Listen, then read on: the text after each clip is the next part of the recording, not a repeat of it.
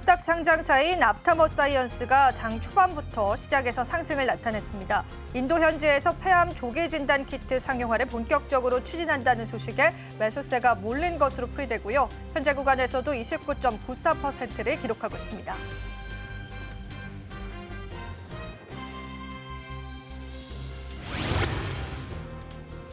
미국 하원의 공화당이 인플레이션 감축법상 세액공제를 당초보다 더 이른 시점에 없애는 방안을 추진하면서 국내 2차 전지 업종과 태양광 업종들이 시장에서 하락을 나타내고 있습니다. 세액공제가 빠르게 폐지되면 그만큼 실적이 악화될 수 있다는 분석들이 나오면서요. 시장 하락을 나타내고 있습니다. 미용 의료기업인 바이오비주가 코스닥 시장 입성 첫날 주가가 강세를 나타내고 있습니다. 오전 9시 기준으로 25,700원에 거래되기도 했고요. 공모가보다 182%를 웃도는 성적을 보이기도 했습니다.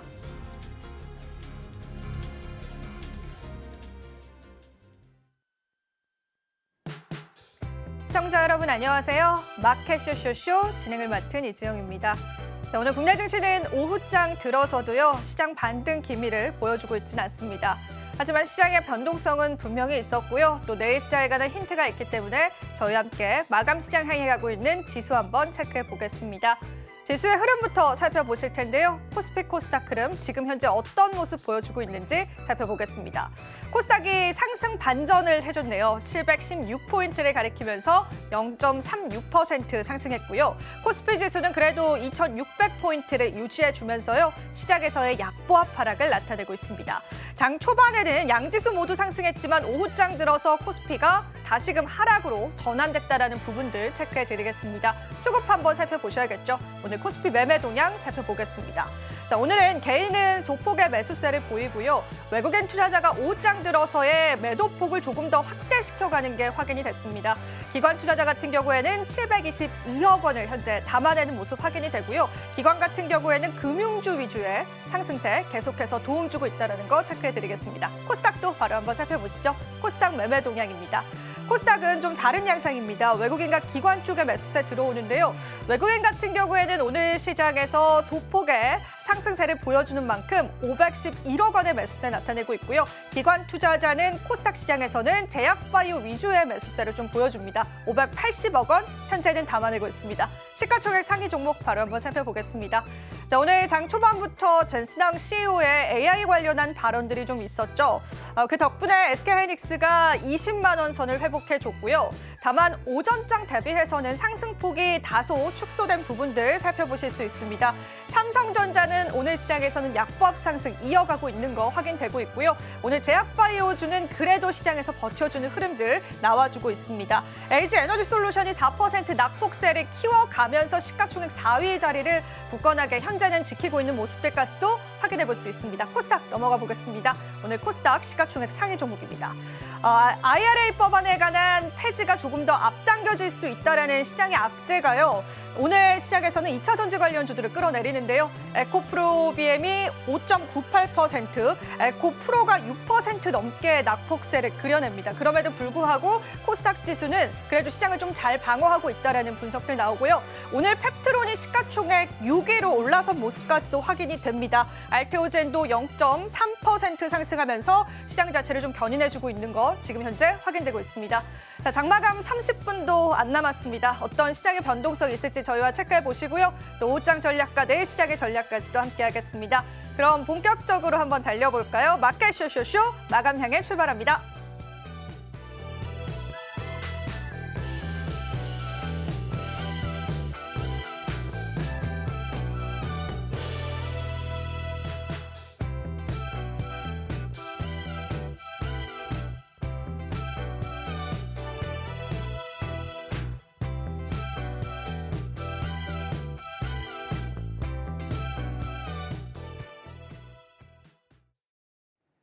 오늘의 마감 시장 SCTV의 황민혁 전문가님 모셨습니다. 전문가님 안녕하세요. 네, 안녕하십니까. 네, 마감 향해 가고 있는 우리 시장 또 어떻게 보셨는지 이야기 바로 들어보겠습니다. 네, 국내 증시가 오늘 아침부터 해서 좀 올라오려는 모습이 있었어요. 하지만 코스피 지수가 마이너스로 좀 밀렸죠. 지난 금요일 날 미국 증시가 상대적으로 강했고요. 그리고 월요일장 바로 어제죠. 국내 증시가 올라올 거라고 예상을 했었는데 사실 무디스에서 미국의 신용 등급을 강등시켰다는 뉴스 때문에 결국은 빠졌습니다. 물론 미국 증시도 빠질 거란 예상하에 빠졌던 거죠. 하지만 미국 증시는 어제 하락했던 폭을 다시 메워놓으면서 소폭 플러스로 마감이 됐거든요. 그럼에도 불구하고 국내 증시가 금요일장에 대한 상승분도 따라가지 못했고요. 그리고 어제 나왔던 그 상승폭도 미국 증시 따라가지 못했던 이런 모습들이 나타나고 있는데요. 그렇다면 국내 증시가 왜 이렇게 좀 약한지에 대한 부분들 한번 설명드리면 결국 무디스에서 미국의 신용 등급을 강등시켰다라는 건 미국의 부채에 대한 부담감 때문이거든요. 그런데 한국도 역시 부채가 많이 늘어나고 있는 상태입니다. 그래서 미국도 역시 부채 때문에 이 리스크 때문에 신용 등급이 강등이 됐다면 한국 역시도 강등될 수도 있다라는 우려감들이 분명히 또 한국 증시에 작용하고 있다라고 보시면 될 것 같고요. 실제로 GDP 대비했을 때 국가 채무 비율이 2015년도에는 34.2%였는데 최근에 조사해본 결과 지난해 기준으로 봤을 때는 46.1%로 굉장히 많이 올랐습니다. 지금도 역시 증가 추이에 있고요. 그래서 이 국가 채무 비율에 대한 문제들, 그래서 결국은 국내 같은 게 한국도 신용 등급이 강등될 수 있다 이런 우려감들이 있을 거고요. 두 번째로 본다면 아무래도 외환 보유고에 대한 문제가 또 있지 않을까 싶어요. 지금 미국의 국채 금리가 올라간다는 건 결국 국채 가격이 떨어진다는 겁니다. 그런데요, 한국에서는 이제 우리가 외환 보유고를 보유할 때 보통 우리가 달러를 많이 보유해요. 하지만요, 그만큼 많이 보유하고 있는 게 바로 미국의 국채입니다. 미국의 국채를 많이 보유하고 있는데 외환 보유고로. 그런데 금리가 올라가게 된다면 국채 가격이 떨어져요. 그럼 외환 보유액은 감소하게 됩니다. 그래서 지금 3월 말 기준으로 했을 때 국내 외환 보유고가 4,047억 달러 정도였는데 심리적으로 4천억 달러 밑으로 떨어지게 된다면 굉장히 위험하다라고 생각을 하거든요. 그래서 이제 거의 마지노선까지 왔습니다. 이런 부분들도 국내 증시에 발목을 잡지 않았을까. 심리적인 부분에서는 이렇게 좀 볼 수가 있거든요. 아직까지 뭐 뉴스화 되진 않았지만 결국은 지금 시장이 돌아가는 분위기로 봤을 때는 왜 국내 증시는 이렇게 약한가? 왜 수급이 잘 돌지 않는가? 결국은 미국에서 촉발된 신용등급 강등이 아직 국내 증시에도 남아있다라고 보시면 될 것 같습니다. 자, 그러면 지금 현재 코스피 지수는 제가 어제도 이제 설명을 드렸지만요. 이 증시는 이번 주에 약간의 조정기, 초반까지는 조정기를 좀 가질 수 있다라고 얘기 드렸고요. 2,550포인트 아래쪽을 한 번 더 눌리고 나서 그리고 나서 하락이 잡히면 그때를 우리가 매수의 기회로 보는 게 좋겠다라고 얘기했었죠. 지금의 관점은 역시 동일합니다. 오늘 같은 경우에는 일부 종목들이 굉장히 좀 크게 밀리고 있어요. 그러다 보니까 시장 분위기가 딱 지수로 봤을 때는 굉장히 좀 안 좋아 보이는데 하지만 시총 상위주 쪽에서의 밀린 이 공백을 중소형주 쪽에서 어느 정도로 채워주고 있거든요. 그래서 중소형주의 힘으로는 주가는 올라가기 어렵죠. 하지만 대형주에서 빠졌던 수급들이 중소형주로 돌았고요. 그래서 종목들의 분위기는 시장보다는 조금 더 괜찮을 겁니다. 그래서 오늘 같은 장이 좀 연출된다면 저는 괜찮을 거라고 생각하는데 어쨌든 지금은 중요한 이 리스크가 요인이 남아있기 때문에 국내 증시가 못 가는 이유, 결국은 미국에서 비롯된 신용등급 강등이 좀 원인이었고 이 문제는 미국에서의 어떤 분위기가 좀 완화되고 개선되고 하게 된다면 국내에도 그런 분위기 따라가게 될 거거든요. 그러니까 지금은 국내 증시는 미국 증시 눈치를 보게 될 거고 미국 증시보다는 조금 더 약할 수 있다. 당분간은 이렇게 좀 보시면서 대응하시면 좋을 것 같습니다. 이런 와중에도 또 시장에서 신고가를 보여주는 기업들도 있었습니다. 그 부분도 같이 챙겨보시고요. 전문가님께 여쭤보고 싶은 거는 우리가 2차 전지 관련주들이 너무 안 좋습니다. 신저가를 기록을 하고 있고 오늘 또 그런 소식이 들려왔죠. IRA 법안이 조기 폐지가 될 수가 있다. 이렇게 되면 실적으로 이게 이어질 텐데 바닥은 어디다라고 보실까요? 2차 전지 쪽은 사실 저는 바닥은 아직은 없다라고 생각을 해요. 무서운 말인데요, 너무. 네, 그렇죠. 네. 그렇지만 알 수가 없다라는 의미가 되고요. 내일 바닥이 잡힐지 아니면 일주일 뒤에 잡힐지 아니면 다음 달에 잡힐지 아직은 알 수가 없다라는 거고요. 우리가 그동안 2차 전지 쪽을 우리가 캐즘 현상으로 많이 봤거든요. 전기차에 대해서. 전기차는 캐즘 현상 때문에 장시 일시적으로 이제 둔화됐다. 그래서 앞으로는 좋아질 거라는 기대감들. 그래서 많이 떨어졌기 때문에 주식을 많이 매수를 했을 거예요. 이번에 IRA 그 세액 공제와 관련해서 조기 폐지 소식도 있긴 하지만요. 2차 전지 쪽과 전기차 쪽은 긍정적인 뉴스가 아직은 없어요. 그렇기 때문에 악재에 당연히 민감할 수밖에 없고요. 호재가 나와도 호재 하나에 한두 개의 호재 가지고는 주가가 또 올라가기 좀 어렵죠. 그래서 중간중간에 반등이 나와도 주가가 좀 빠질 수밖에 없는 그런 분위기고요. 그래서 지금은 2차 전지에 대해서는 여전히 기업들의 실적들만 봐도 대부분 다 실적이 굉장히 안 좋거든요. 이런 안 좋은 실적들이 결국은 주가에 반영될 수밖에 없는 구조예요. 그리고 또 한 가지 금양이라는 회사가 있었죠. 금양이라는 회사가 2차 전지 쪽에서도 굉장히 이 선두 업체라고 많이 좀 알려져 있던 그런 회사였고요. 과거에도 2차 전지의 상승을 좀 이끌어왔던 회사인데 이 회사가 상장 폐지 길로 또 걷고 있기 때문에 이런 투자 심리 자체가 불안할 수밖에 없죠. 그래서 이차전지 쪽은 실적이 어느 정도 개선되기 전까지 바닥이 확실하게 나오지 않았다라는 점을 저는 말씀드리고 싶고요. 그렇기 때문에 우리가 보통 주가 많이 떨어지면 싸다라고 해서 매수하는 경우들이 있는데요. 싸다고 해서 매수하는 경우는 단순하게 주가가 떨어지기만 했기 때문이 아니고요. 실적이 괜찮은데도 불구하고 주가가 떨어졌을 때 그럴 때 싸다라고 얘기를 할 수 있어요. 그러니까 지금 이차전지 같은 경우에는 아직은 그런 신호가 나오지 않아서 제가 볼 때는 이번에 IRA에 대한 인플레 감축 법안 관련 뉴스도 있긴 하지만요. 수요라든지 업계의 이 분위기 자체가 아직은 힘들기 때문에 하락이 나오고 있는 거다라고 생각을 말씀드리도록 하겠습니다. 네, 금양의 주가 차트를 보니까 저도 같이 좀 한숨이 나옵니다. 거래 정지 상황을 나타내고 있는 거고요. 1년 정도가 채우게 되면 이제 정리매매 이후에 상장 폐지 절차 들어가는데 그 이전에 또 기업 측에 어떤 조치가 있을지도 지켜보셔야 될 텐데 전반적인 2차 전지 관련주도 아직은 조금 더 우리가 기다려보자라는 관점으로 시장 한번 소화해 보시면 좋겠고요. 그럼에도 우리는 또 다른 돌파구 찾아야겠죠. 5장 주도 섹터 준비되어 있는데요. 저희가 시장 한번 살펴보고 다시 찾아뵙도록 할게요.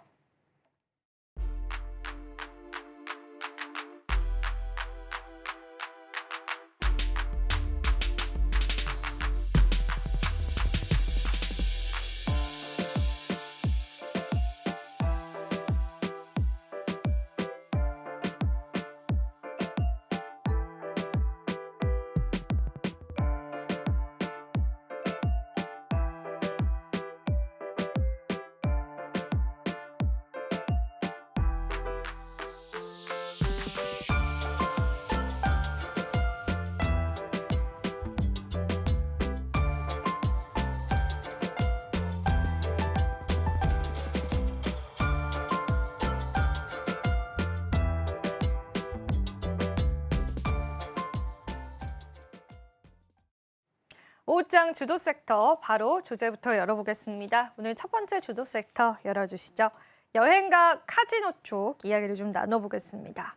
어느새 연고점을 도달한 카지노 관련주.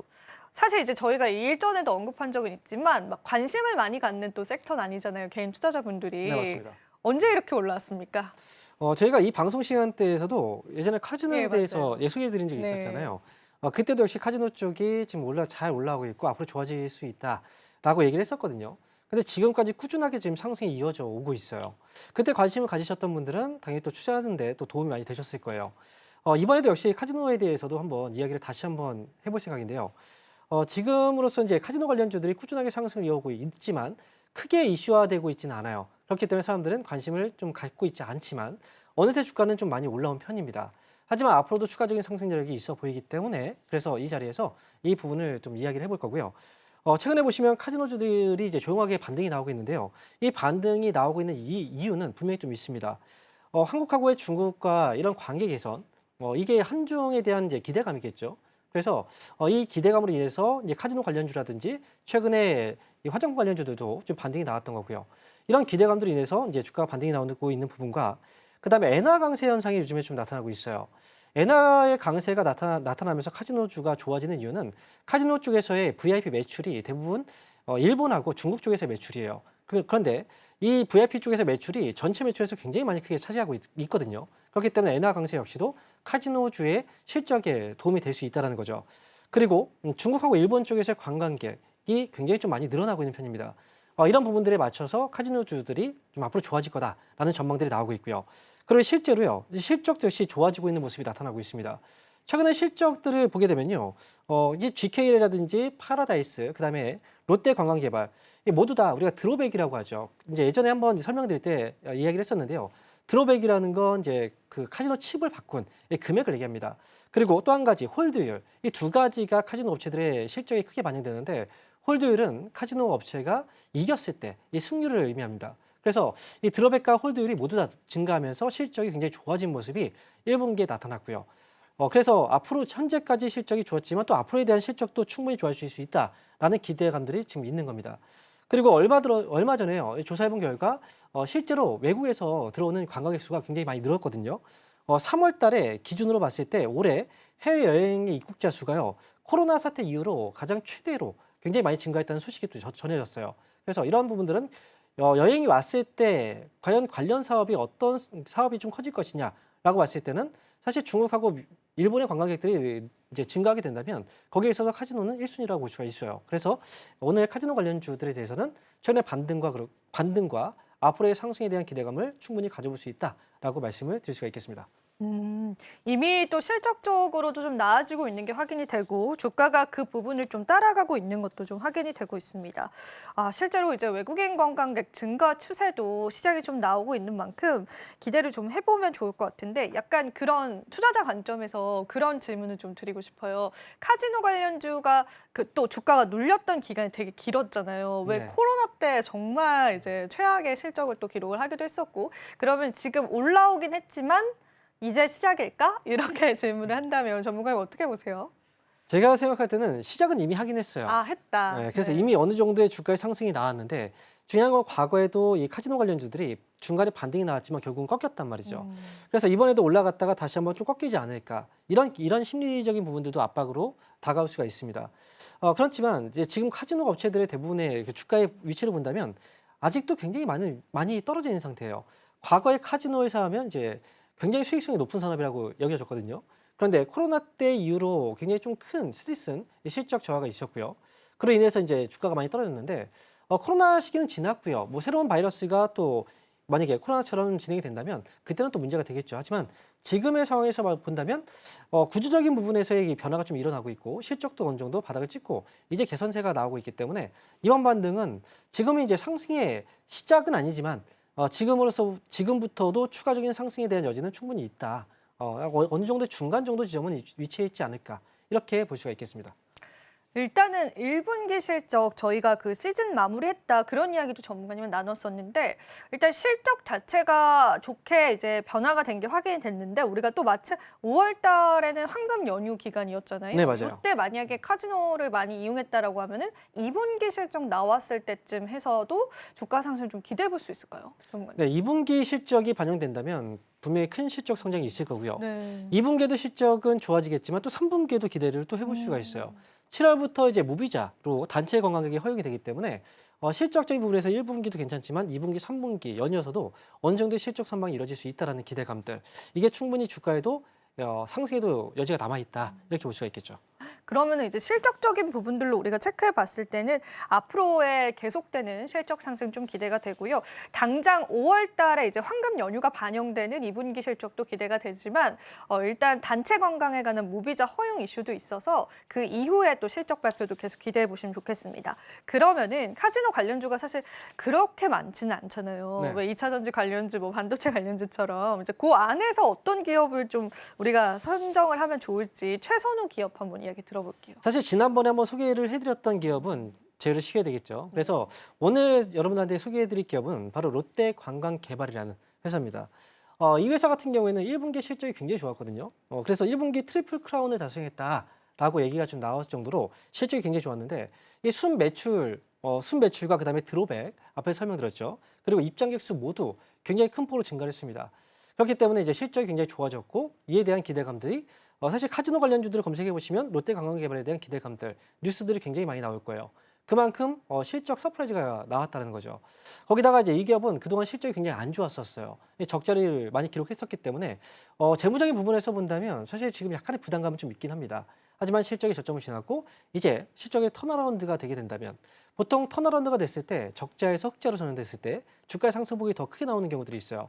그래서 재무적인 부분에서는 사실 조금의 위험 부담은 우리가 좀 감안해서 너무 많은 금액으로 투자를 하거나 아니면 좀 너무 장기적으로 보거나 이러기보다는 약간 트레이딩 관점에서 보신다면 충분히 좋은 성과를 낼 수 있다고 생각이 들고요. 그리고 이 회사가 지금 하고 있는 호텔 사업 역시도 최근 들어서 실적이 좋아지고 있다는 거죠. 지난해 1분기 대비했을 때 호텔 사업은 21.1%의 성장을 좀 해왔었고요. 전반적인 사업의 구조상 실적이 좋아지고 있다는 거고요.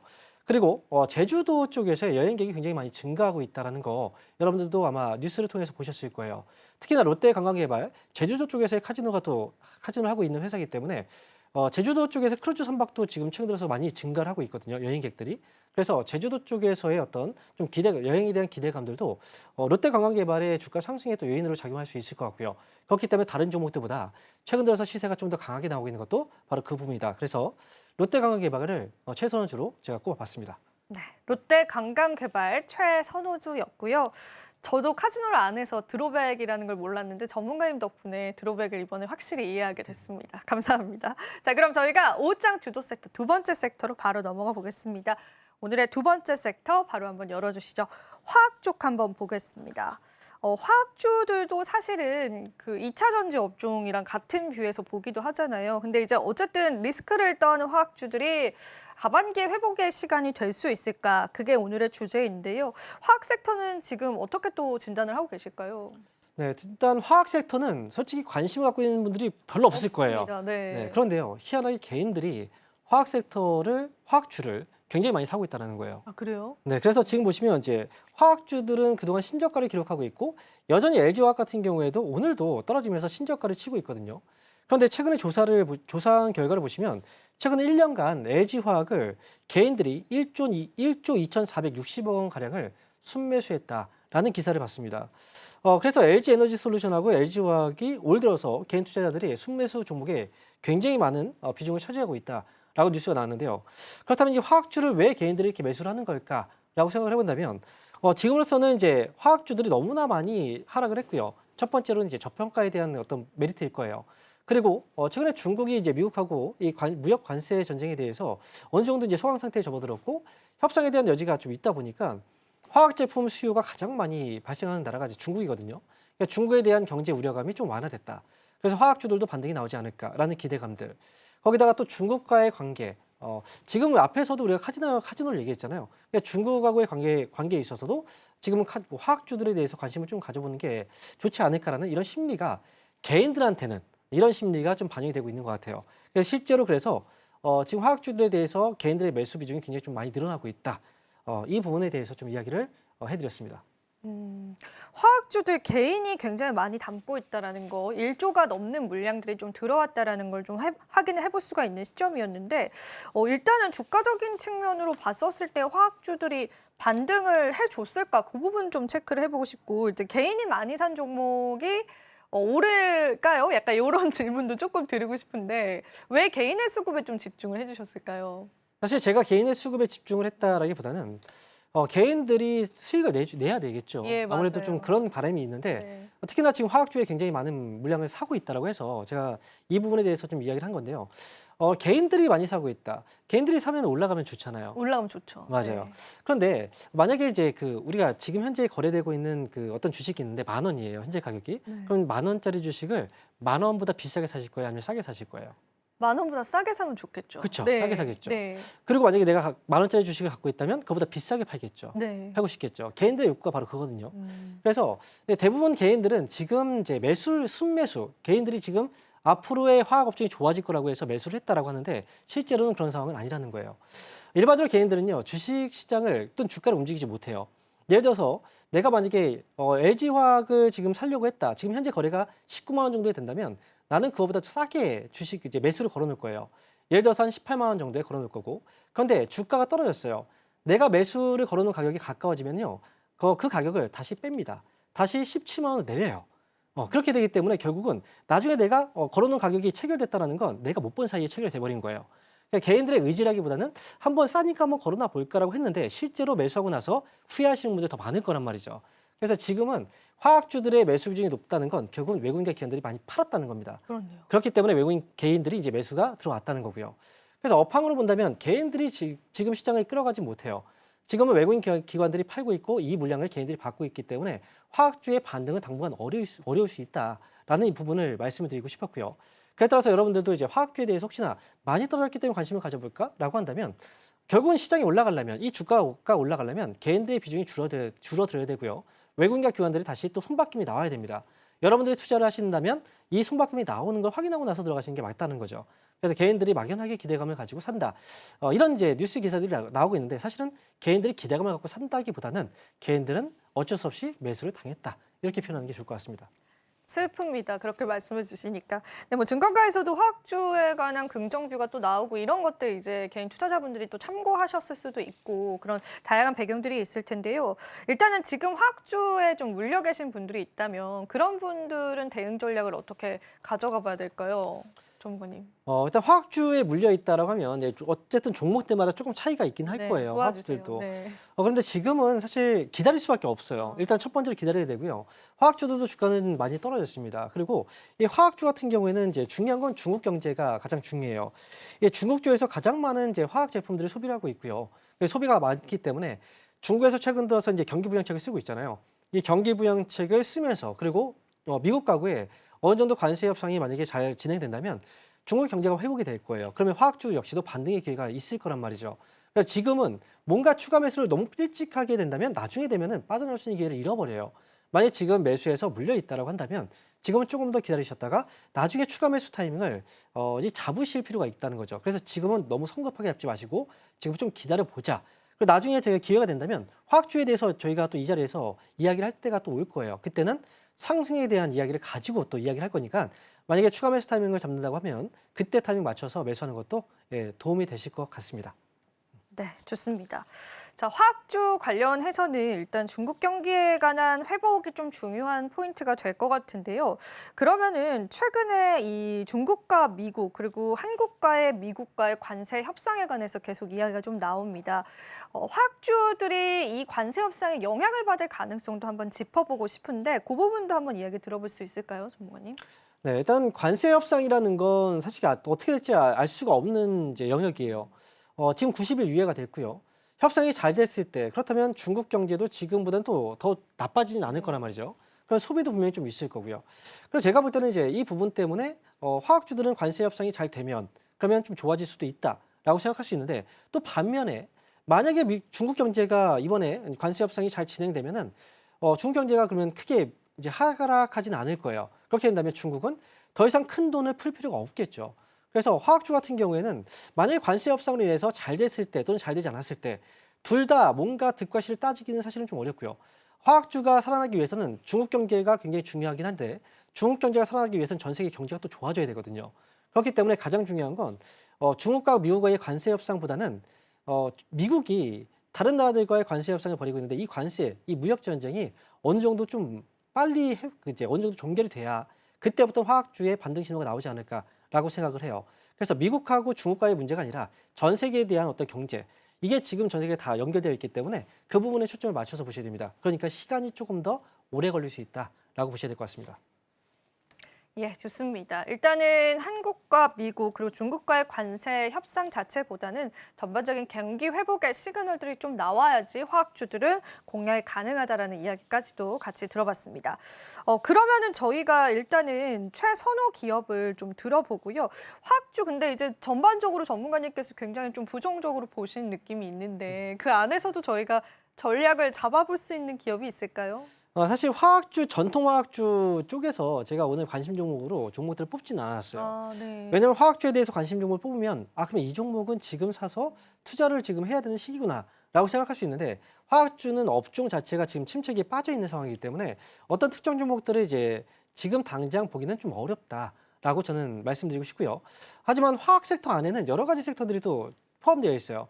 대표적으로 우리가 화장품도 역시 화학주에서 포함되어 있거든요. 네, 맞아요. 차라리 화학 섹터 안에서 본다면 저희가 앞에서 소개해드렸던 네. 그 화장품 쪽 LG 화학이요. 맞아요. 그죠? 네. 아, LG 이제 화장품 쪽에서 네. 화장품 쪽에서 본다면 우리가 그 앞에서 한국콜마를 또 소개해드리기도 네. 했었죠.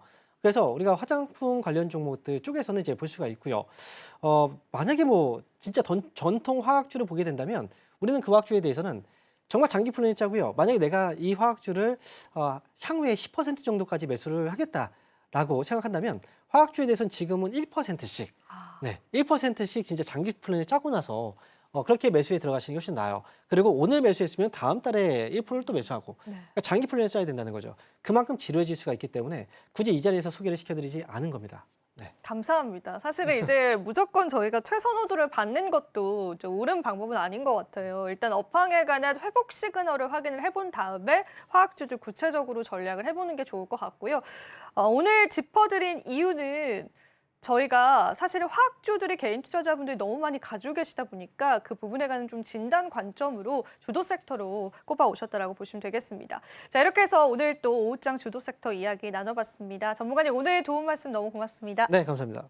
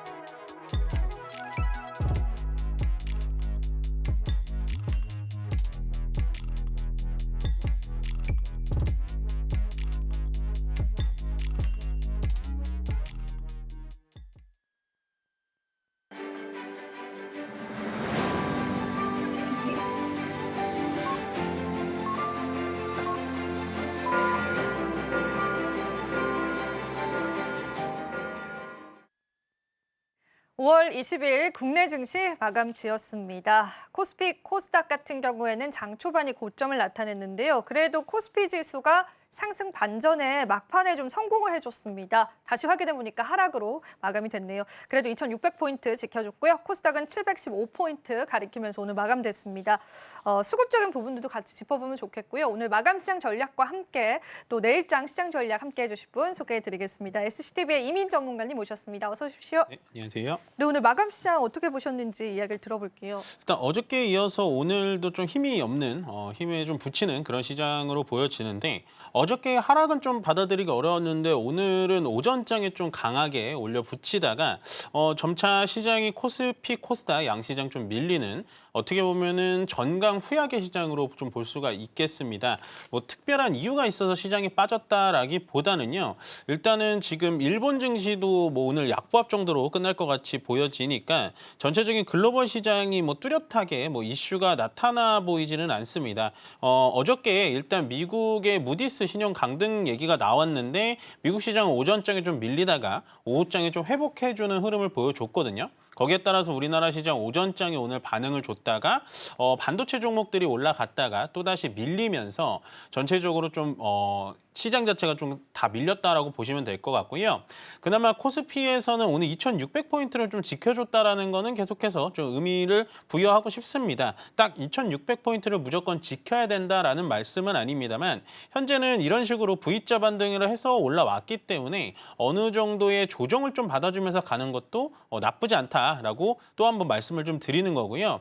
만약에 2,600을 깨면은 그러면 주가가 밑으로 빠지는 걸까라고 생각하실 수 있는데요. 만약에 2,600을 깨지더라도 뭐 2,500, 뭐 2,450짜리까지는 내려가진 않으니까 그렇게는 생각 안 하셨으면 좋겠습니다. 그래서 현재 만약에 내일 또 시장이 연이어서 조금 빠져서 조정이 들어온다면 2,550포인트까지는 좀 열어 놓으시고요. 현재는 2,650에서 2,550포인트 단기 박스권 시장에서 기간 조정을 받아갈 가능성이 좀 높다라고 설명을 좀 드리고 싶습니다. 오늘 일단 시장 자체는 전체적으로 좀 뭐 올라가는 종목이 많지는 않았는데요. 그래도 거래소 기준에서는 500 종목이 올라가고 300 종목이 떨어졌고요. 코스닥 같은 경우에는 950 종목, 그다음에 660 종목이 떨어졌는데 거래소에서는 일단은 전기, 전압, 뭐 변압기, 전기 관련 종목하고 원전 관련 종목들이 같이 올라갔습니다. 역시나 엔비디아가 현재 대만에서 그 컨퍼런스를 하고 있는데요. 거기에 따라서 앞으로 필요한 전력 부분이라든지 그다음에 계속해서 그 전력을 만들어내야 되는 원전 부분이 연이어서 상승 부분을 좀 보여줬고요.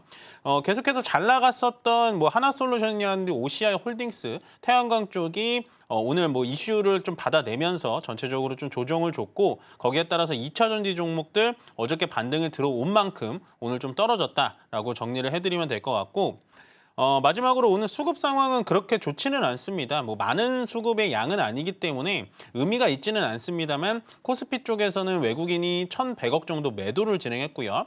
코스닥은 500억 정도 매수를 진행했으니까 오늘도 외국인들은 크게 어떠한 포지션, 어떻게 시장을 이끌어가겠다라는 포지션은 저는 보여주진 않고 있는데 외국인들이 코스피에서 좀 많이 판 거를 보면 운송장비 쪽에서 좀 많이 매도가 나왔습니다. 운송장비라는 건 결국엔 현대차, 기아차 쪽에 외국인들의 매도가 좀 셌다라는 거고요. 보통 외국인들이 매도가 나오면은 전기전자 쪽, 그러니까 반도체 쪽이 좀 많이 나오는데요. 그렇지는 않은 것 같네요. 오히려 전기전자 쪽에는 매수세가 좀 들어왔고 뭐 기계장비 쪽이라고 하면은 역시나 뭐 두산 에너빌리티 같은 원전주들이 좀 외국인들이 매수를 했고 매도한 부분은 운송 장비 쪽이다라고 정리해드리면 될 것 같습니다. 네, 우리 시장 전반적으로 정리를 해주셨습니다. 일단 저희가 다양한 시장의 상황들을 맞이하고 있는 것 같습니다. 전문가님 한 가지 질문만 조금 드려봐도 될까요? 네. 최근에 일단 저희가 뭐 업종별로도 얘기를 했지만 최근에 신규 상장주들 굉장히 강하잖아요. 네. 이렇게 시장에 수급이 없는데 네. 그쪽에 이렇게 수급이 몰리는 건 어떻게 해석할 수 있을까요? 이렇게 지금 시장에 주도주가 없잖아요. 네네네. 네, 뭐 예를 들어서 반도체, 뭐 자동차, 2차 전지. 그러면 사람들이 다 거기만 쳐다보기 때문에 신규 상장주에 돈이 안 몰려요. 근데 저번 주부터 계속해서 신규 네. 상장주들은 뭐 원래 따상 이런 거 없었는데 오늘도 신규 상장주들이 100%. 올라가고 네. 100% 넘게 올라가고 이렇게 시장에 거래 대금이 없을 때는 오히려 단기적으로는 신규 상장주에 들어가시는 게 좋아요. 물론 신규 상장주의 타점을 오늘 잡으시는 건 아니고요. 예. 이제 오늘 지난 다음에 내일부터는 이제 정상적으로 돌아가니까 내일부터 신규 상장주들을 좀 돌아가시면 될 것 같고, 보통의 이 상승 상위 종목이라고 하죠. 네. 상승 상위 종목들이 지금 앵커님께서 잘 찝어주셨는데 그런 종목들이 요즘에 다 상위권에 그러니까요. 랭킹이 돼 있어요. 그래서 사실은 이렇게 좀 거래가 없을 때는 저 같은 이제 트레이더들은 좀 어떻게 보면 매수하기 좀 편하거든요. 이런 이제 단기적인 종목들이 많아지다 보니까. 네. 근데 아마도 그냥 일반 개인적인 투자자님들은 이런 시장에 상당히 좀 포모라고 하죠. 좀 소외될 수밖에 없는 시장이다라고 설명을 좀 드리고 싶습니다. 그래서 신규 상장주는 지금 딱 상장을 하자마자 들어가시는 건 제가 추천드리진 않고요. 상장단 다음 날부터 한 2, 3일 정도는 추가적인 항상 모멘텀이 좀 있는 것 같습니다. 특히나 오늘같이 바이오 비주 같은 종목들은 결국엔 피부 미용, 어저께 저희가 공부를 했죠. 필러나 뭐 이쪽에 대해서 많은 그 모멘텀이 있는 종목이기 때문에요. 신규 상장 종목에 대해서도 여러분들이 좀 관심을 가지시면 좋은데, 늘 염두에 둬야 될 건 단기적인 종목이다 보니까 여러분들도 쉽사리 좀 물리실 수는 있거든요. 특히나 상장된 첫날에는 이 주가의 오름폭 내림폭이 30%에서 끝나는 게 아니기 때문에 10% 그냥 하한가 이하로 맞는 게 부지기수입니다. 그래서 상장 첫날에는 여러분들 공략하지 마시고요. 그 다음날 바이오 비주의 기준에서 봤을 때는 그 다음날부터 좀 유심히 보시다가 단기적인 매수를 해보시는 것도 좋은 방법이다라고 말씀드리겠습니다. 이번 주 내내 신규 상장주가 100% 넘게, 많게는 180%의 급등을 보여줬습니다. 그래서 그 부분 궁금해하실 것 같아서요. 저희가 한번 짚어드렸고요. 자, 이어서 시장을 이기는 뉴스 준비되어 있습니다. 오늘도 구체적인 시장 전략들 같이 세워볼 텐데요. 시장을 이기는 뉴스 미리 보기 바로 한번 만나보겠습니다. 네, 오늘의 시장을 이기는 뉴스입니다. 네, 미국의 공화당 강경파 요구의 IRA 세액 공제 법안이 더 줄이거나 폐지까지도 이야기가 나와주고 있습니다. 미국 하원 공화당이 도널드 트럼프 대통령의 감세 법안을 내부적으로 협상하는 방안에서 한국 기업들이 혜택을 본 인플레이션 감축법이죠. 세액 공제를 당초 구상보다 더 빠르게 없앨 가능성이 현재 제기되고 있습니다. 이러한 법안으로 인해서 국내 2차 전지 관련주들이 지금 직격탄을 맞을 수 있다라는 이야기가 나오는데요. 2차 전지 대장주도 휘청거리고 있는 시점입니다. 긴급 진단 필요할 것 같아서 오늘의 시장 뉴스로 준비했습니다. 네, 오늘의 시장을 이기는 뉴스 바로 주제 열어보도록 하겠습니다. 오늘의 시장을 이기는 뉴스 열어주시죠. 네, 오늘은 저희가 2차 전지 이야기를 깊이 있게 좀 나눠봐야 될 것 같습니다. 이 세액공제 사라지면은 타격이 정말 큰지부터 좀 짚어보고 싶은데요. 일단 주가가 좀 너무 안 좋네요. 그러니까요. 네. 이게 제가 웬만해서 2차 전지 테마를 좀 안 갖고 오려고 네. 많이 노력을 했는데, 저번 주에도 이제 LG엔솔이 공모가 하회를 하면서 좀 주제를 갖고 왔는데 조금은 좀 저는 주의를 해야 될 것 같아요. 일단은 지금 뭐 IRA 법안이 폐지가 확정된 거는 아닙니다. 근데 우리가 지금 가만히 생각을 해보시면요. 트럼프 정부가 하려는 거는 관세를 매기면서 미국 국민들에게 감세를 해주는 거예요. 세금을 깎아주겠다라는 거거든요. 근데 지금 정부 지출, 그러니까 재정 적자가 심하다고 그저께 무디스에서 신용등급을 하향했죠. 그렇기 때문에 미국 정부에서 또 무디스의 눈치를 안 볼 수가 없습니다. 그래서 현재 미국 정부가 선택한 건 세금도 깎아주면서 전체적인 정부의 지출을 줄일 수 있는, 원래 지출했었던 보조금을 폐지하면 거기에 따라서 세금 지출도 줄고, 거기에 따라서 어느 정도 남는 금액은 국민들에게 감세도 해줄 수 있는 양자택일의 법안을 선택을 한 거죠. 거기다가 트럼프 대통령은 현재 바이든 정부 지우기에 계속해서 나서고 있기 때문에 이 IRA 법안, 그러니까 세액공제법에 대해서는 계속해서 폐지 아니면은 축소 얘기가 나오고 있다라는 점은 분명히 우리나라 증시에도 많은 악영향을 끼치고 있습니다. 다만 오늘 이제 보셔야 될 부분은 뭐냐면 2차 전지들만 손해를 본 게 아니에요. 오늘 떨어진 거는 뭐 하나솔루션이라든지 OCI 홀딩스, 그러니까 미국 쪽에 현재 IRA IRA 법안은 전기차에만 속해 있는 게 아니라 전체적인 그 청정 에너지, 신재생 에너지라고 하죠. 뭐 2차 전지라든지 태양광, 뭐 이쪽을 신재생 에너지라고 볼 수 있는데 그쪽에 대한 신재생 에너지에 대해서 세액공제를 처리하겠다라는 얘기가 나오니까 아마도 오늘 2차 전지는 원래 안 좋았는데 더 떨어졌고요. 오랜만에 하나솔루션, OCI 홀딩스 같은 태양광 종목들이 우리나라의 정책주에 힘입어서 좀 올라가냐 싶더니만 결국에는 또다시 떨어지고 있다. 그만큼 시장은 굉장히 예민하게 받아들이고 있다라고 정리를 좀 해드리고 싶고요. 일단 이렇게 생각해 보실 수가 있을 것 같아요. IRA 법안이 이렇게 또 철폐 얘기가 나오기 전에 이것도 제가 한 6일 전, 일주일 전에 이 마켓 쇼쇼쇼 시간에서 말씀드렸던 것 같은데 AMPPC라는 법이 있습니다. 이게 뭐냐면 한국말로 첨단 제조 장비 생산 세액 공제법이에요. 이게 IRA 법안이 큰 틀에 있으면요. 그 안에 하위단으로 들어가는 법안인데요. 요것도 말 그대로 미국 내에서 생산을 하지 않으면은 철폐를 시키는 그런 그 세액 법안이고 거기다가 이제 태양광이나 전기차 쪽에 대해서 세액 공제를 해줬던 거를 철폐하겠다라고 해서 아마 이때 AMPC 철회나 아니면 AMPC 축소 요 얘기가 나올 때도 그때도 2차 전지 종목들이 또 좋지가 않았습니다. 그래서 시장에서는 이런 얘기가 계속해서 나오면 원래는 좀 면역이 되기 마련인데 가뜩이나 지금 체력이 좋지 않은 상태에서 그러니까 사람으로 따지면 감기가 걸린 상태에서 감기가 좀 나아지려고 하니까 장염이 걸린 느낌이거든요. 그러니까 계속해서 지금 2차 전지 특히나 신재생 쪽에서도 2차 전지 쪽에 가뜩이나 아픈 뉴스가 더 아픈데 안 좋은 뉴스가 나오다 보니까 시장에서 계속해서 예민하게 반응하고 있다라고 정리를 좀 해드리고 싶고요. 물론 지금 현재 이 법안 폐지가 통과가 된 건 아닙니다. 하원 쪽에 예산위원회라는 게 있어요. 그 예산위원회에서 발의를 한 거고요. 거기까지만 지금 법안이 통과가 된 겁니다. 그래서 하원 의원들도 거기에서 찬성을 해야 되고 그다음에 넘어가서 상원까지도 통과를 한 다음에 대통령이 사인을 하는 건데요.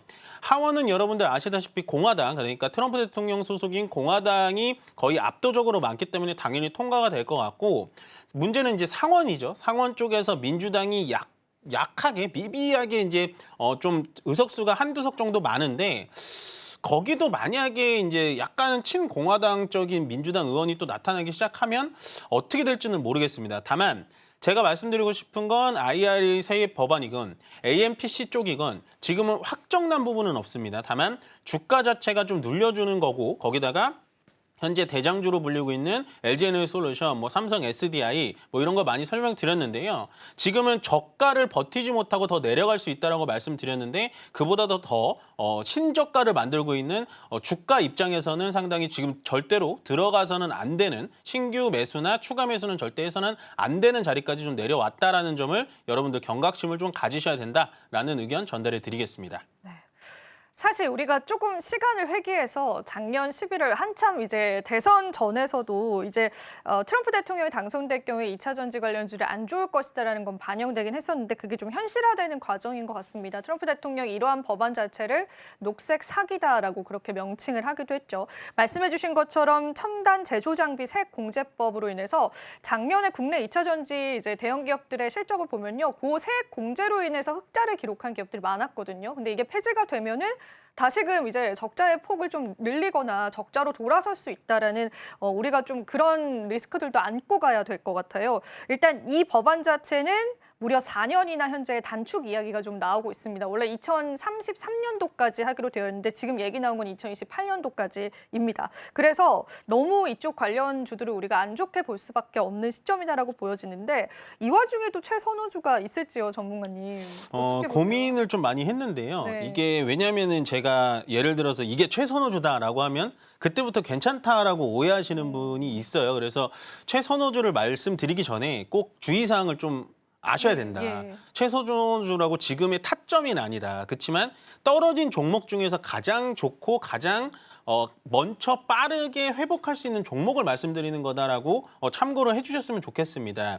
저는 일단은 가장 이 세액공제 법안에서 좀 자유로울 수 있고 거기다가 세액공제 법안에서 조금은 더 유리한 기지를 확보할 수 있는 게 바로 포스코 퓨처엠이라고 생각을 하는데요. 제가 일단 완성 셀 업체에서는 저번 주에 삼성 SDI를 말씀을 드렸고 포스코 퓨처엠은 완성 셀 업체는 아닙니다. 배터리에 들어가는 양극재와 음극재를 만들고요. 그 양극재와 음극재를 만드는 원료인 뭐 리튬이라든지 망간 이런 거 포스코 제철소에서 또 다 생산이 가능하거든요. 심지어 포스코 제철소에서 철강을 만들고 남은 흑연으로 인해서 인조 흑연까지 만들 수 있는 기술을 가진 게 바로 이 포스코 퓨처엠인데요. 제가 이 포스코 퓨처엠이 그래도 미국에 대해서는 가장 긍정적이다라고 보는 게 뭐냐면 미국이 현재 IRA 법안을 폐지를 하던 축소를 하던 강하게 기조적으로 계속해서 연장하고 있는 건요. 중국에 대한 견제가 계속해서 강해지고 있는 거예요. 쉽게 얘기해서 양극재를 미국 내에서 만들더라도 그 양극재의 원료가 중국산이면 세액 공제를 지금도 한 푼도 못 받게 해놨습니다. 그 비중을 원래는 조금 처음에 중국산이 너무 많아서 비중을 늘려놨다가 지금 비중을 점점 축소하는 경우고요. 만약에 중국산 원료를 0% 낸 양극재에 대해서만 세액 공제를 해주겠다라고 하면은 포스코 퓨처엠이 가장 먼저 수익을 볼 수 있는 그런 업체라고 보여지고 그게 이제 미국에서 정한 우려 외국 기업이라는 건데요. FEOC라는 겁니다. 근데 현재 리튬이 됐던 뭐 저기 흑연이 됐던 거의 중국산들이 대부분이기 때문에 현재 국산은 아니지만 포스코 퓨처엠이 하고 있는 호주라든지 뭐 인도네시아, 아르헨티나 이쪽에서 갖고 오는 원료들을 이용한다면 아마도 가장 큰 수혜를 받을 수 있지 않을까라는 생각이 들고요. 일단은 또 지금 현재 포스코 퓨처엠이 물론 유상증자를 진행을 하긴 했습니다만 GM과 합작 공장이 있어요. 캐나다 퀘벡시에 만들고 있는 그게 이제 양극재 공장인데요. 그 양극재 공장에 들어가는 리튬이라든지 이런 것들이 아르헨티나 염호 호수라든지 그다음에 호주의 광산, 리튬 광산에서 프로젝트로 같이 이렇게 가져오는 거기 때문에 아마도 IRA 세액 법안을 좀 중국 쪽에 대해서 좀 스트릭하게, 좀 강하게 규제를 걸어온다면 포스코 퓨처엠이 가장 먼저 좀 빠져나올 수 있지 않을까라는 생각을 하고요. 물론 현재 IRA 법안이 이렇다 저렇다 말도 많고 정책 변동성이 굉장히 큽니다. 좀 뭐 줄인다고 했다가 폐지한다고 했다가 아직도 결말은 나진 않았는데요.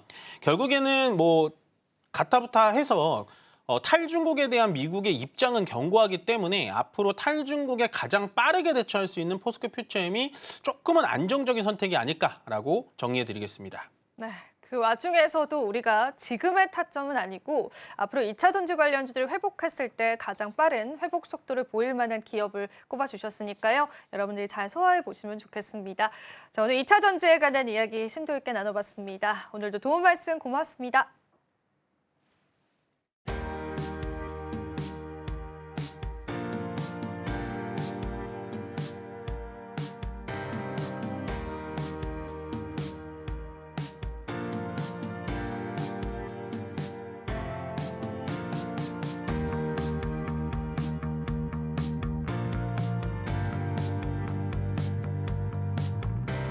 오늘도 쉽지 않은 시장이었습니다. 내일은 또 시장의 회복을 좀 기다려보면서요. 또 저희가 내일에 맞는 전략도 함께하겠습니다. 또 저희 방송 제공해드리는 정보는 투자 판단에 대한 조언일 뿐입니다. 가치 판단과 상승 하락 보장하고 있진 않다는 점 다시 한번 유의 부탁드릴게요. 저희는 내일 시장 다시 찾아뵙겠습니다. 시청해주신 여러분 고맙습니다.